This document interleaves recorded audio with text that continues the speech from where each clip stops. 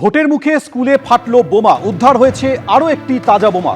নদিয়ার কল্যাণীতে ঘোড়াগাছা মাধ্যমিক শিক্ষা কেন্দ্রের ছাদে এই বিস্ফোরণ হয়। পরীক্ষা শেষে পড়ুয়ারা স্কুল থেকে যাওয়ার আধ ঘন্টার মধ্যেই বিস্ফোরণ হয়। স্কুলের মধ্যে তখনও ছিলেন শিক্ষকরা। ছাদে বিস্ফোরণের ঘটনায় তীব্র আতঙ্ক ছড়ায়। স্কুলের পাশের মাঠে তৃণমূলের নির্বাচনী সভার ঠিক আগেই এই বিস্ফোরণ। খবর পেয়ে ঘটনাস্থলে আসেন নির্বাচন কমিশনের আধিকারিক এবং পুলিশ কর্তারা।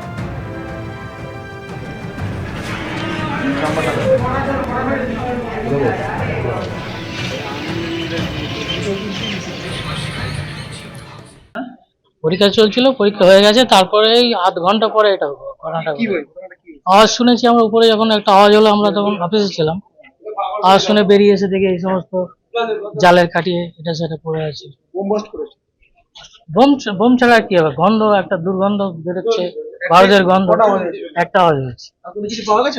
না, আমরা কিছু হাতই দিই না, আমরা দেখলাম এই পর্যন্ত। না, বাচ্চারা ছিল না, আমরা টিচাররা ক্লাস অফিস রুমে ছিলাম। আমরা তো ছাত্রছাত্রী পরীক্ষা হওয়ার পরে চলে গেছে, আমরা ঘরে অফিস ঘরে বসেছিলাম। বসে যাওয়ার একটা 8টা নাগাদ আওয়াজ পেলাম। তারপর আমরা সবার বাইরে বেরিয়ে এসে দেখি ধোঁয়া উঠছে। হ্যাঁ, বোম তো কেউ রেখেছেন হয়তো। একটাই আওয়াজ। না, বাচ্চারা বললাম না, পরীক্ষা শেষে সব চলে গেছে মিড ডে মিল খেয়ে।